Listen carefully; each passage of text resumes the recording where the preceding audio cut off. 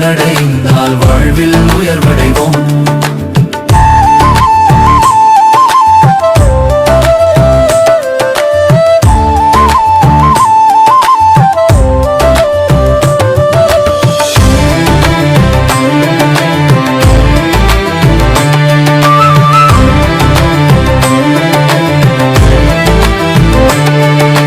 பக்தர்களின் வேண்டுதலை நீயே செவிமடுப்பாய், அவர்களின் கனவுகளை நீயே நிறைவேற்றுவாய்.